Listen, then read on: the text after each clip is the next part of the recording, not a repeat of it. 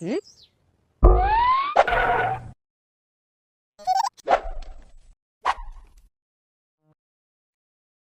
பசியின் வாசிப்புகளில் கம்பராமாயணம் சுந்தரகாண்டம் பகுதியில் உருக்காட்டுப் படலம்.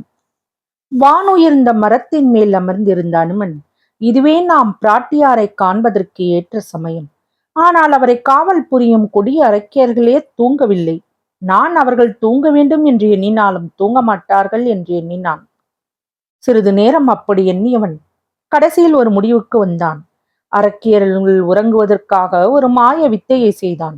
அதனால் அரக்கியர்கள் யாவரும் ஆள்வதற்கு காலம் நேர்ந்தது போல மயக்கம் அடைந்தார்கள். வருந்திக் கொண்டிருந்த ஜானகி தேவி அரக்கியர்கள் தூங்கி போனதைக் கண்டாள். அவள் தனக்கு ஏற்பட்ட துன்பத்தை எண்ணி பொறுக்க மாட்டாமல் கண்ணீர் மழை பொழிந்தாள். தான் அவர்களிடமிருந்து தப்பும் வழியில்லாமல் கலங்கி தவித்தாள். துன்பத்துடன் தப்புவதற்கு முடியாத வலிமை படைத்த என் விதியை, மேகத்தையும் நெடுங்கடலையும் இருளையும் போன்ற திருமேனி கொண்ட என் கணவர் அன்று என்னை விட்டு பிரிந்ததால் இங்கே ராவணனால் கொண்டு வரப்பட்டு வருத்தப்படுகின்ற என்னை கடல் கடந்து வந்து அவர் பகை ஒழித்து காத்தருள்வாரோ? பேரொளி படைத்த அவருடைய வில்லின் நான் ஒளியாவது இங்கு வருமோ? சொல்வாயாக. கல்வி கற்காத சந்திரனே, ஒளி மிகுந்த நிலவே, விரைவில் கழியாத இரவே, குறையாமல் பெருகி நிற்கும் அந்தகாரமே, நீங்கள் அனைவரும் கணவரை பிரிந்து நிற்கும் என்னை மிக மிகச் சினம் கொண்டு வருத்துவீர். என்னை சிறிதும் நினைக்காத வில்லாளியான என் கணவரிடம் சென்று சிறிதும் அவரை வருத்த மாட்டீர்களோ? அப்படி வருத்துவீர்களானால் அந்த பிரிவு துயரால் சீக்கிரத்தில் வந்து அவர் என்னை காத்தருள்வார். பூங்கொடிகளே, நெருப்பு வீச வருகின்ற வாடைக்காற்றை துணையாக கொண்டு என்னை வருத்துகின்றீர்கள். என் உயிரின் நிலையை நீங்கள் சற்றும் நினைத்து பார்க்கவில்லையோ?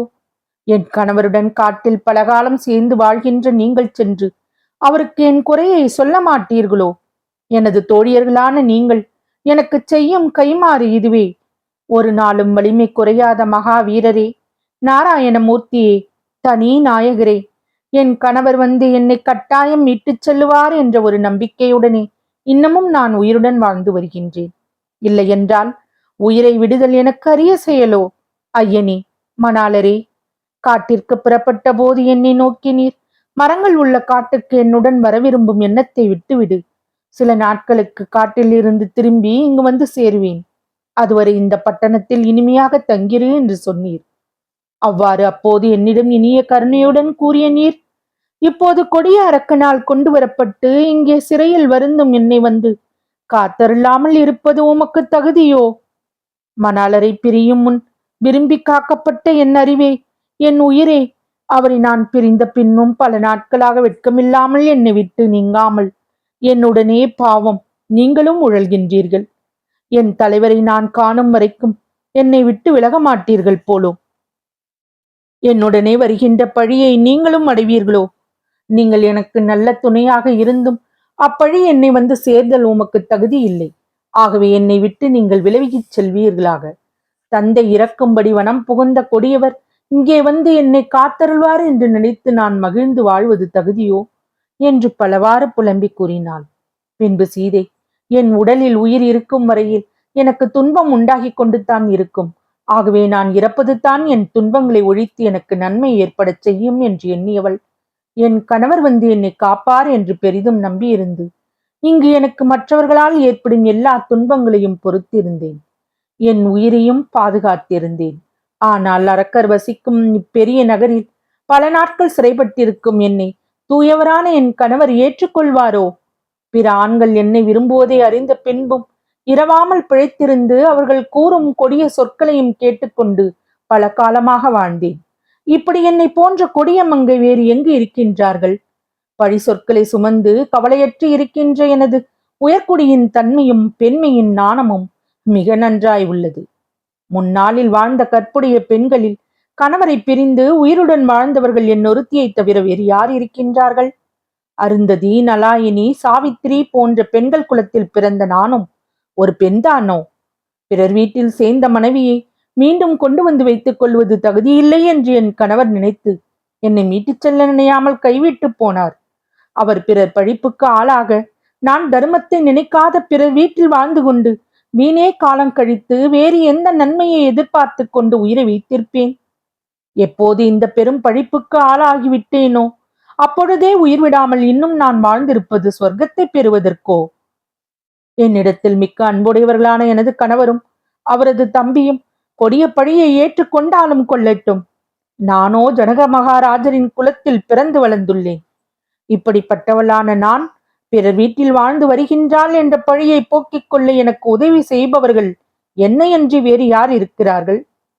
வஞ்சகமாய் வந்த மாயமானின் பின்னே கணவரை அனுப்பிவிட்டு அவர் பின்னேயே போ என்று மைத்துனரையும் கடுஞ்சொல் கூறி அனுப்பி வைத்த பின் கொடிய ராவணன் வீட்டுக்கு வந்து சேர்ந்த நான் உயிருடன் வாழ்வதையும் உலகத்தவர் சரி என்று ஒப்புக்கொள்வார்களோ? வலிமை கொண்ட என் கணவரும் அவருடைய தம்பியும் தமக்கு நேர்ந்த பழியை துடைத்துக் கொள்ள இந்த ராவணனை வந்து எதிர்த்து போர் செய்து வென்றாலும் வெல்லட்டும், இல்லை அரக்கனுடன் நேர்ந்த அப்போரில் இறந்து போனாலும் போகட்டும். நான் இல்வாழ்க்கை தருமத்தை கடந்து இப்படி பிறரூரில் உயிர் வாழ்ந்த பின்பு உலகத்தவர் என் மேல் கூறுகின்ற பழி அவரை தொடருமோ?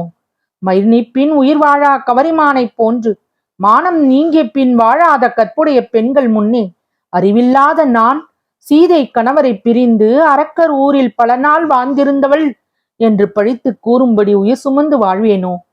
என் கணவர் தமது வில்லினால் அரக்கர் யாவரையும் கொன்று மிடித்து என்னை சிறை மீட்கும் நாளில் நீ என் வீட்டுக்கு வர தகுதியுடையவள் இல்லை என்று சொல்லி தடுத்தாள். அப்போது நான் எப்படி என் கற்பின் தன்மையை அவருக்கு நிரூபித்து காட்டுவேன்? ஆகவே நான் உயிர் விடுதலே தர்மமாகும். நான் இறப்பதை தடுப்பவராகிய அரக்கியர்களும் என் நல்வினை பயனால் நன்றாக உறங்குகின்றார்கள். இதுவே நான் உயிர் விடுவதற்கு தக்க சமயமாகும் என்று தனக்குள் கூறிக்கொண்டாள். அப்படி கூறிய சீதை உயிர் வாழ்வதையுடைய இரத்தலே முறை என்று தான் உட்கார்ந்திருந்த இடத்தை விட்டு எழுந்து ஒரு மாதவி மரச்செறிவை சென்று சேர்ந்தாள். சீதை கூறியவற்றை கேட்டுக்கொண்டிருந்த அனுமன் அவள் மாதவி செறிவை அடைந்ததைக் கண்டான். அவள் எதற்காக அங்கு சென்றாள் என்பதையும் சிந்தித்து அறிந்தான். அதனால் அவன் மனம் அச்சம் கொண்டு படபடத்தது. அந்த கணத்தில் பிராட்டியின் திருமேனியை தொட்டு அச்செயலிலிருந்து விலக்க மனம் கூசியவனாய், தேவர்களுக்கெல்லாம் தலைவராகிய ராமபிரான் அனுப்பிய தூதுவன் நான் என்று சொல்லிய வண்ணம் தான் அமர்ந்திருந்த மரத்தை விட்டு நீங்கி சீதையின் முன் சென்று பணிவுடன் கைகூப்பி வணங்கி நின்றான் அனுமன். மேலும் அவளை நோக்கி, தாயே, தங்களின் அடியவனான நான் ராமபிரானது ஆணையினால் இங்கு வந்து சேர்ந்தேன். எல்லா உலகங்களிலும் தங்களை நன்றாக தேடி பார்ப்பதற்காக அனுப்பப்பட்ட வானர வீரர்கள் எண்ணில் அடங்காதவர்கள். அவர்களுள் நான் முற்பிறவியில் செய்த தவப்பயனால் இங்கு வந்து தங்களின் சிவந்த திருவடிகளை தரிசிக்கும் பேறு பெற்றேன். இங்கே தாங்கள் இருப்பதை தங்களை பிரிந்த துன்பத்தால் வாடும் ஆண்மை மிகுந்த பெருமான் அறியவில்லை. அதற்கு காரணம் பெருமான் அரக்கர் கூட்டத்தை அடியோடு ஒழிக்கவில்லை என்பதே ஆகும். இதை தவிர வேறொன்றுமில்லை. அம்மணி, என்னை பற்றி தாங்கள் சந்தேகப்பட வேண்டாம்.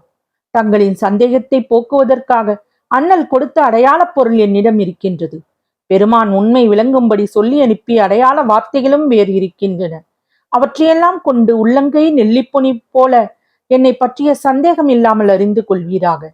என்னை பற்றி வேறு விதமாக தாங்கள் நினைக்க வேண்டாம் என்றான். அவனுடைய வார்த்தைகளை கேட்ட சீதை அவனை பார்த்து கருணையையும் கோபத்தையும் ஒன்றாக பெற்று, எதிரில் நிற்பவன் அரக்கன் இல்லை, நல்லொழுக்கத்தில் தவறாது நின்று ஐம்பொறிகளையும் அடக்கி வெற்றி கொண்ட முனிவனாவான். அப்படி இல்லாவிட்டால் தேவனாக இருக்க வேண்டும்.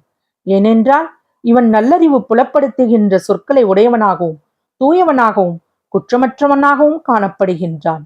இவன் அரக்கனாக இருந்தாலும் இருக்கட்டும். அப்படியும் இல்லாவிட்டால் இப்போது காணப்படுவது போல குரங்கு கூட்டத்தின் தலைவனாகவே இருந்தாலும் இருக்கட்டும். இவனால் ஏற்படுவது தீமையே ஆனாலும் இருக்கட்டும், மனம் இறங்கிச் செய்யும் நன்மையே ஆனாலும் இருக்கட்டும்.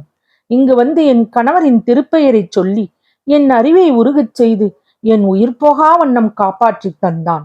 இதை காட்டிலும் செய்யத் தகுந்த உதவியும் இருக்கின்றதோ என்று எண்ணியவள் மீண்டும் அவனை நன்றாக பார்த்துவிட்டு, என் உள்ளம் இவன் விஷயத்தில் இறங்குகின்றது. இவன் தமது மனதில் கபடமுடைய அரக்கரின் வார்த்தை போன்ற வார்த்தையை உடையவன் இல்லை. நல்ல எண்ணத்தை உடைய சொற்களை கண்ணீர் தரையில் சிந்தி பெருகும்படி எனது துன்பத்தை பார்த்து தாங்காமல் அழுதவண்ணம் நிற்கின்றான்.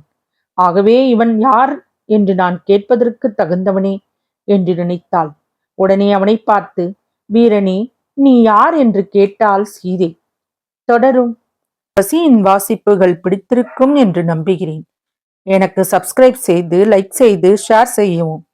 தங்களின் மேலான கருத்துக்களை கமெண்டில் பதிவிடவும்.